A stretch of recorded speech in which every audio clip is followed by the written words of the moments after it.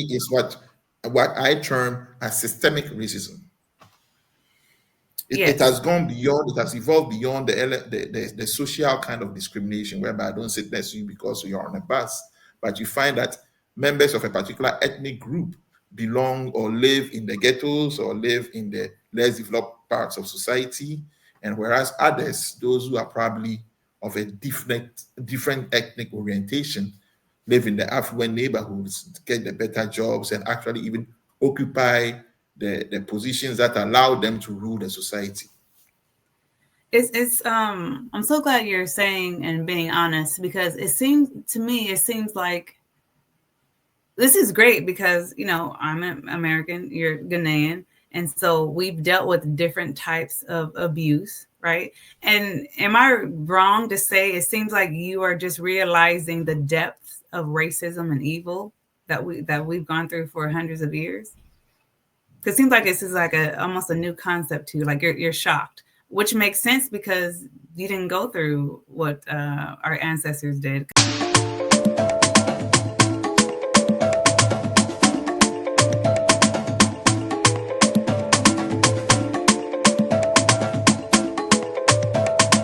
Hello, beautiful people. I am Leslie Jones. Welcome to another good discussion.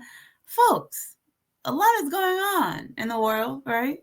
And for those that are new here, this is my new mission. The mission of this channel is to bridge the emotional, educational, and cultural gap for those that want to visit, repatriate, or do business in the motherland. Now, for those that know my story, my journey has been 4+ years. That's another video. But of course, I still stay in contact with some people in Ghana. And this subject popped up and I said, you know what? We need to record this for the community because I believe this is a good discussion and we need to talk about this more. Diplomat William Manful, and that's who we're going to talk today. And we're going to get his opinion. He's a Ghanaian diplomat in Ghana, part of the foreign ministry. And we're going to get his opinion on how he feels about this video that's going viral. Ease racism in this world. All right, so here we go. Diplomat William Manful. Hello, Diplomat William Manful. Please tell us what ministry are you part of in Ghana and what is your function? Yes, indeed. I am part of the Ghanaian Foreign Service, which means that I work with the Foreign Ministry of Ghana.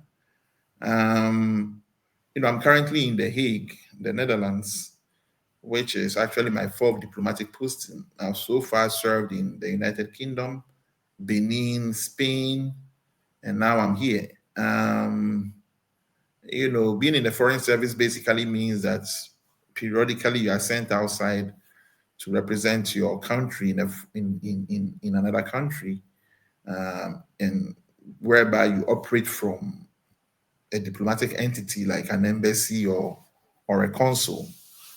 So I'm currently with the Embassy of Ghana in The Hague, just to ensure that the two countries benefit from each other and cooperate together even in a greater diplomatic sphere.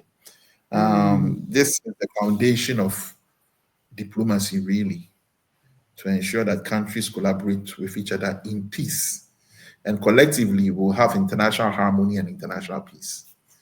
I hope my description or my explanation is to your understanding. Yeah. Peace. Nobody wants war. So peace, that's it. That's all I need to hear. Keep peace in these streets. Yeah. So you sent me this video of this very just racist, just diabolical confrontation between this white couple and a black man. And you brought up something really interesting. Well, tell me how you felt when you saw that video.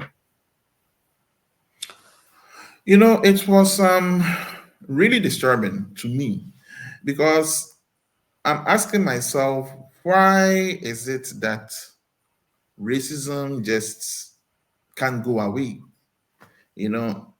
After so many years of talking about it, after so many years of discrediting it, even illegalizing it, with the end of the slave trade, with the end of Jim Crow, with the end of the colonial domination of Africa, with the end of apartheid, and so on and so forth. The overwhelming global consensus is that racism is a bad thing. Mm-hmm. And yet, at the individual level, at the social level, you see it still being practiced opulently, overtly, publicly, without shame or remorse or regrets. And I'm thinking to myself, even if one is racist, I believe that we are now in a social dispensation where you try and keep something like that hidden. But in spite of the cancel culture, in spite of the woke ideologies, people are so confident to project their sense of racism, even in a violent manner, evoking memories of the Ku Klux Klan and burning of crosses on people's lawns and so on and so forth. And it's like, have we made any progress at all? Because if they are willing to say these things on camera, imagine what they say indoors when there are no cameras on. Right. And not to answer your question, but to give you my opinion, being a racist is not illegal, right? You can be racist all you want. When it comes to illegalness is when you put your hands on people, right? So you can hate someone, but that doesn't make it illegal and for you to go to jail, right? And so, because that's a prejudice. That's a decision that individual person has made. So, and there's no way you can ban that. Like for me, let's say if I hated white people, I'm not going to go to jail for that. Now, if I hurt a white person, right, or I did something to break the law, but it stemmed from my racism, I'm not going to jail because it's my racism. I'm going to the jail because I hit the person, or I stole their money, or I did something. So that's when the law is broken, and then you go to jail. But people can be racist. People can not be racist. People can love who they want, not love who they want. At the end of the day, being a racist is not illegal, if that makes sense. Now, even the comment that you've made right there should be a source of concern, because we all agree there is, like I said at the beginning, there is an overwhelming consensus that racial discrimination is a bad thing.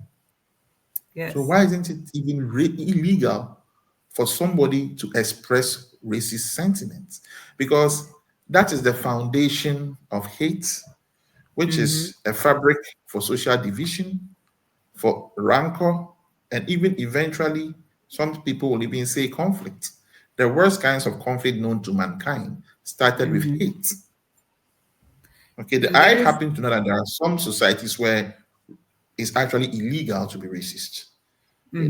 So the mere fact that you say something like what you just said in the 21st century should give us reasons to worry, because we should be in a social arrangement whereby a human being who behaves in such a fashion should be invited to some kind of police precinct for questioning at the very least. So for racism not to be even treated as a misdemeanor is a source of worry.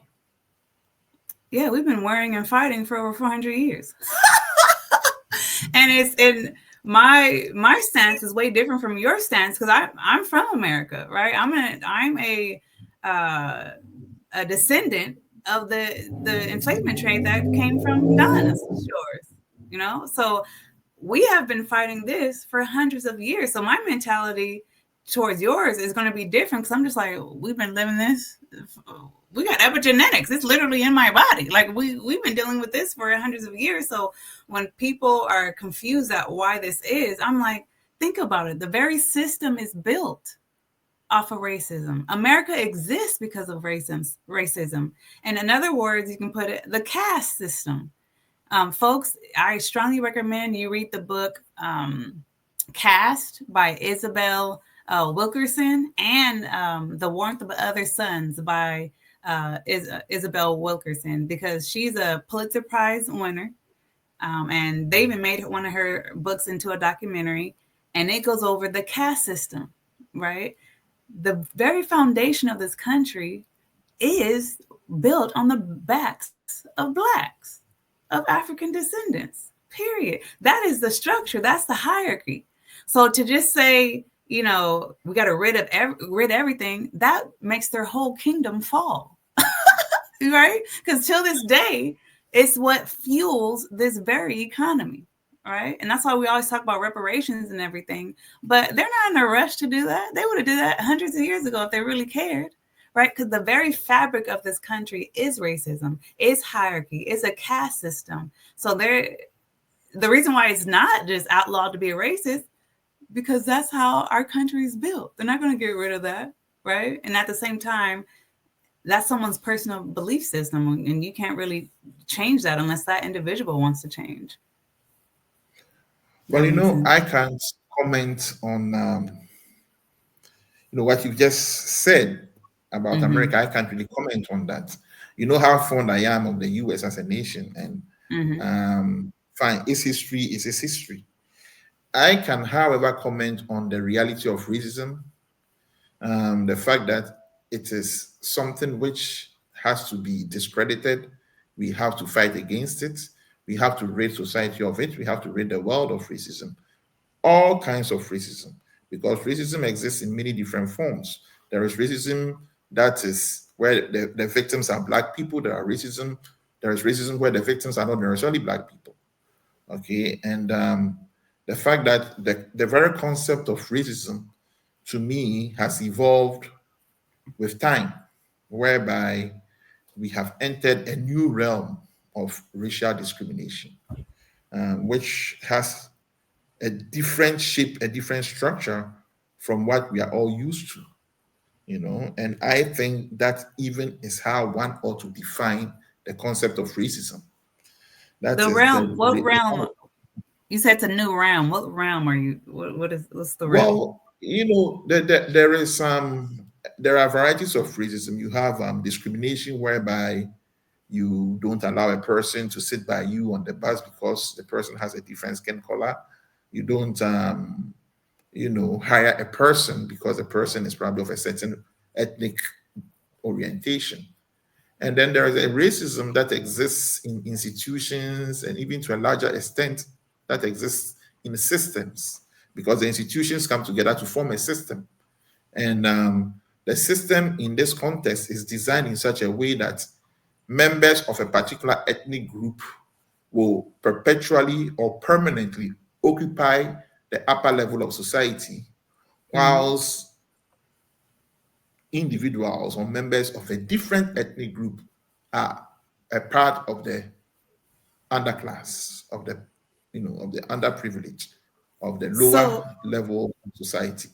Now, that is an arrangement that is supposed to sustain a certain kind of social stratification, which enables one set of individuals to perpetually rule and dominate another group of individuals. That, to me, is a more holistic definition of racism. So, Diplomat William, now that you're traveling, and that actually is what I term as systemic racism. It has gone beyond, it has evolved beyond the social kind of discrimination, whereby I don't sit next to you because you're on a bus, but you find that members of a particular ethnic group belong or live in the ghettos or live in the less developed parts of society, and whereas others, those who are probably of a different ethnic orientation, live in the affluent neighborhoods, get the better jobs, and actually even occupy the positions that allow them to rule the society. I'm so glad you're saying and being honest, because it seems like this is great, because I'm an American, you're Ghanaian, and so we've dealt with different types of abuse, right? And am I wrong to say it seems like you are just realizing the depth of racism and evil that we've gone through for hundreds of years? Because it seems like this is like almost a new concept to you. Like you're shocked, which makes sense because you didn't go through what our ancestors did. Because you're still in the mother continent. We were shipped over here and went through all of what you're talking about for 300 years, and then 100 years of Jim Crow. Because what you just broke down is Jim Crow. So that barely lifted in the 1960s. So we're talking about oppression, murder, the R word. We're talking about all that. And that just ended through the law in the 1960s. So now, as you know, kind of to touch on what you said about the different realm, we're in a different realm, but it has the same foundational issues because it's in the very fabric of the way this country operates. And these people that are racist and that can do that on those videos and talk like that, they know they can because they're like, well, this is how we built it. Who are you, right? This is how we Yeah, built I it. mean, So am I wrong to assume that you're just coming into like the depths of the revelation? Like me, I'm just coming into the revelation, the depths of how Ghana operates. Is it the same for you? well, it's kind of, you may have a point. It's kind of accurate what you just said. If you don't mind me sharing a story with you, Mm-hmm. which is probably an insight into the realization or the observation that I just, recounted.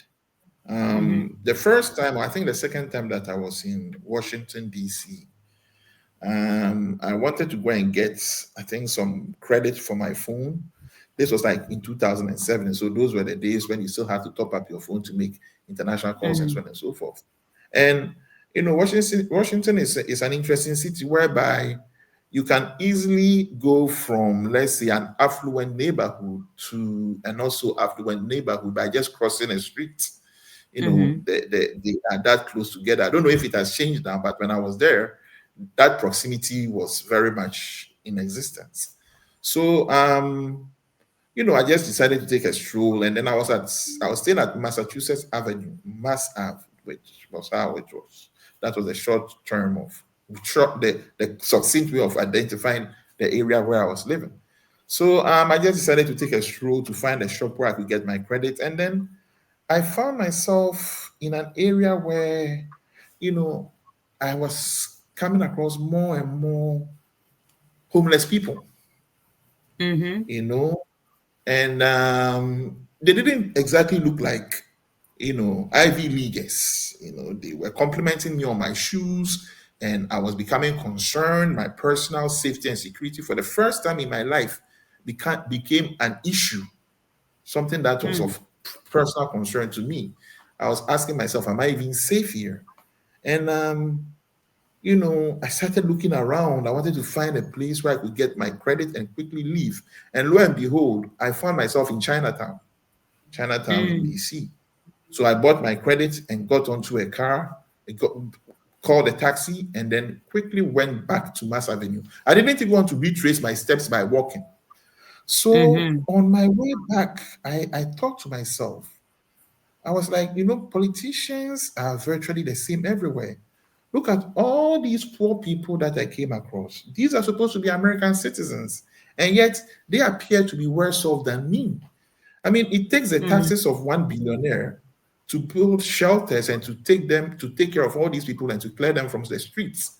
But nobody can be bothered to do that. And then it suddenly dawned on me that all the people I came across were blacks. There wasn't even one single white person. They were all blacks.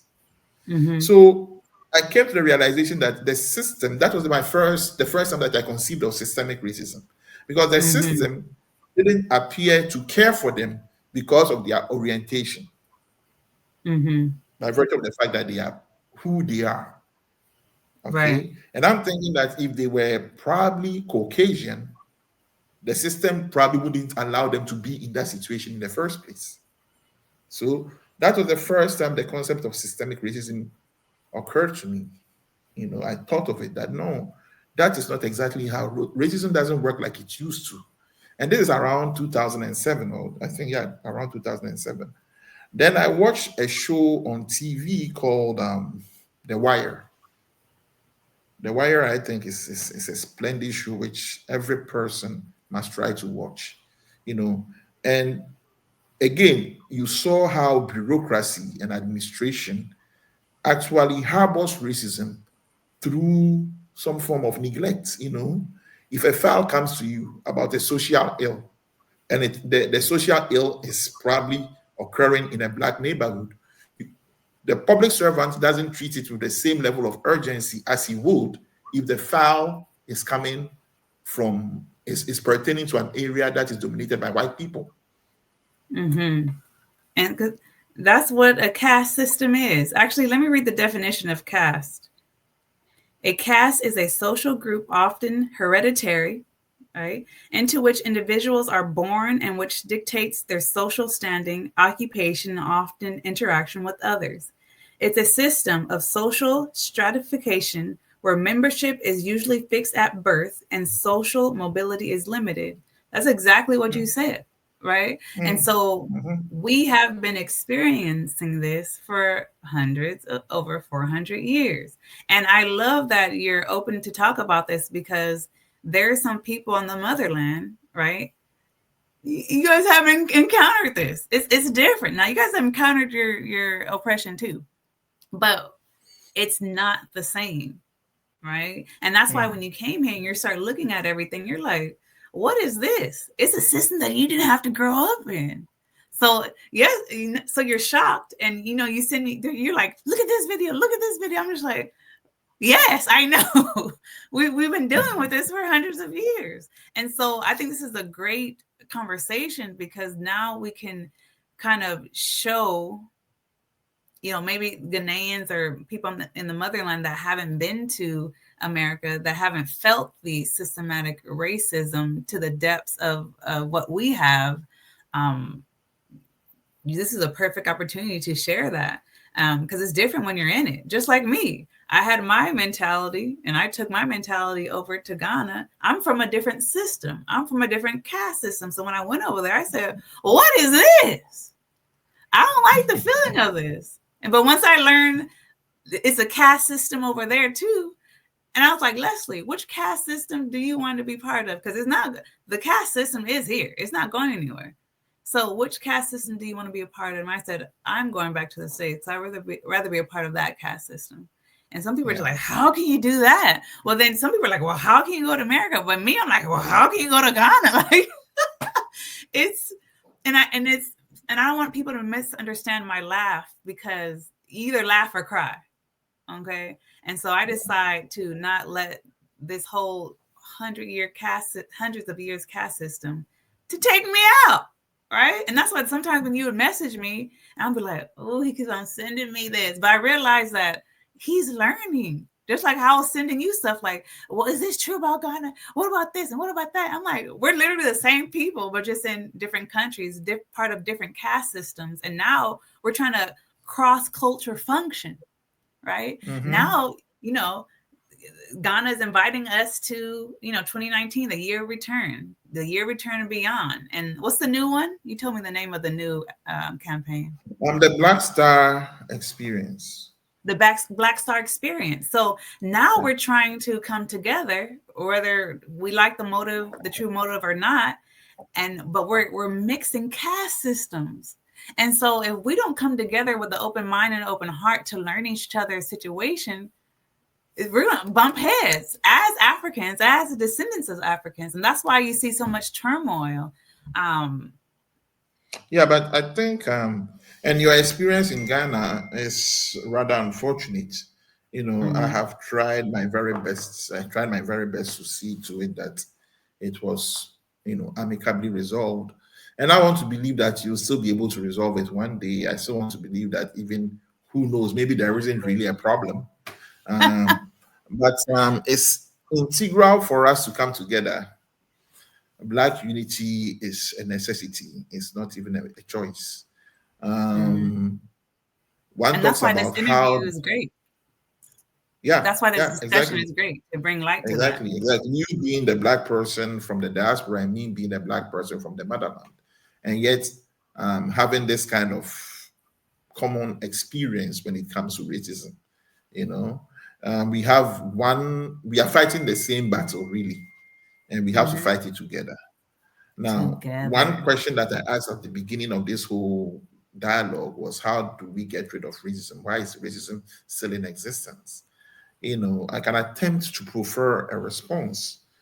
One way of successfully combating or fighting against racism is for the motherland to grow and develop, economically, especially economically, because the perception of the Black person is defined primarily by Africa. Okay. Ooh, now you're talking, sir. We're talking. Sorry, go ahead. I just got excited. Like, subscribe, hit the bell to be notified for part 2, Do Better Africa with Diplomat William Manful. Join our free newsletter for land updates, group trips, and international real estate connections. Link in the description box. Now available, ebooks and e-workbooks to mentally and emotionally prepare you to visit, repatriate, or buy land in the motherland. And the authentic handmade kente cloth I got from Kumasi, Ghana is now a home decor line made by yours truly. Get a piece of the motherland until you can visit yourself. Click the link in the description box to visit my store.